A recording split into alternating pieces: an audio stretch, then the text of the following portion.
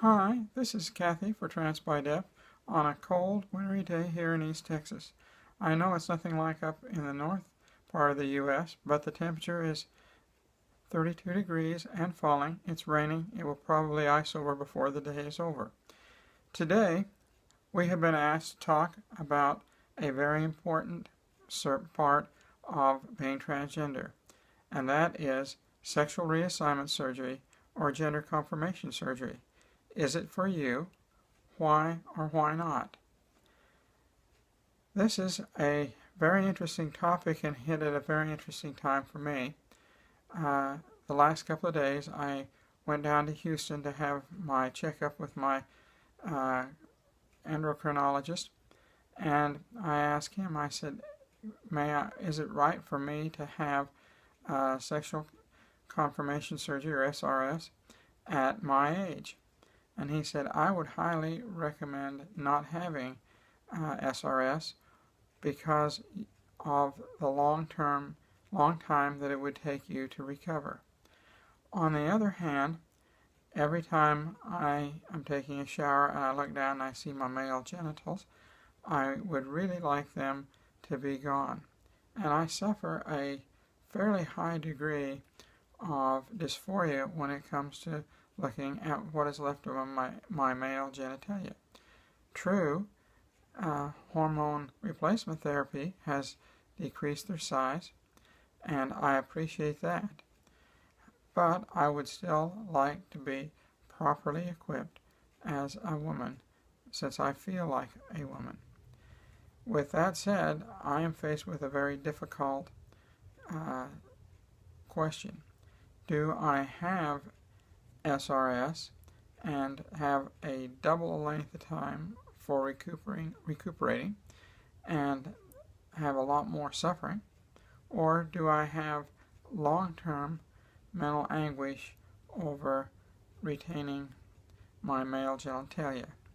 Also, the other thing that affects me is from a religious standpoint.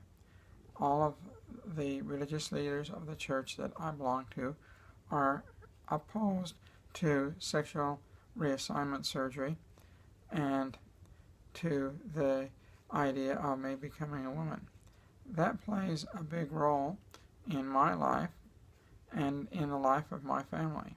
And that is also a driving force that affects whether I have sexual reassignment surgery or whether I do not. The other one are the feelings of my wife. My wife is also somewhat opposed to me having sexual reassignment surgery, however not completely opposed, but she encourages me to not have it. She said it makes life a lot more simple. So when you come to the point where is sexual reassignment surgery right for you, there are a lot of things that you have to consider. I think number one that you have to consider is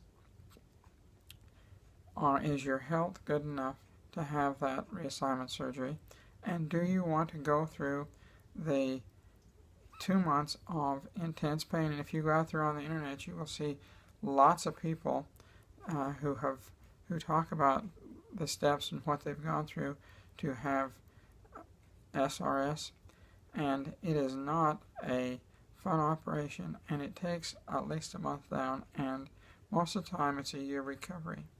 The doctors estimate for me that would be at least 6 months down and a year and a half to 3 years worth of recovery, and that is an awfully long time to be down with an operation, just a real long time, and that really plays a role in my decision as right now as not to have SRS. The other situation is you've got to look, how is it going to impact your partner or your wife or your boyfriend that you have? How are they going to take it, and how do they look at it? And do you want them to have some input? In the case of my wife, I treasure her dearly, and I very much follow the ideas that she has and listen to what she has to tell me.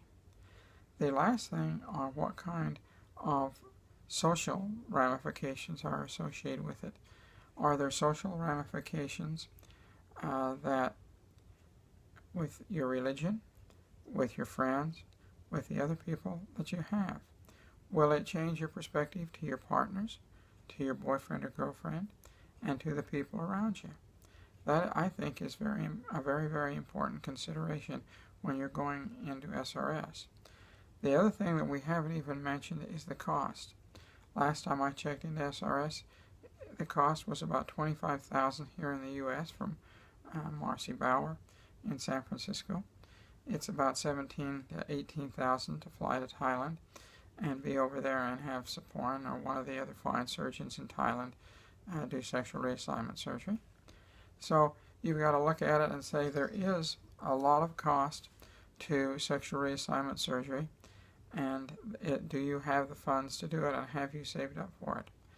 The other thing that you have to consider going in is generally they want you to have been full-time at least 1 year and have had at least 2 different psychologists look at you and say that you are right for sexual reassignment surgery.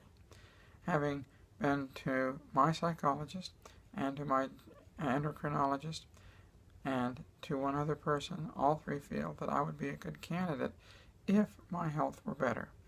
So when it comes to is gender confirmation surgery right for me, I at this point do not think so. I may at some point change my mind and decide that being down for 6 months and a 2 to 3 year recovery time is worth it. But at this point, I don't. I think I would rather deal with the dysphoria that I have every day when I have a shower and see my male genitalia down there where it is. Well, I thank you for your time, and as always, if you would leave me a comment in the box below, I would appreciate it, and I'll be happy to answer. And you have a good day. We will see you again next week. Bye.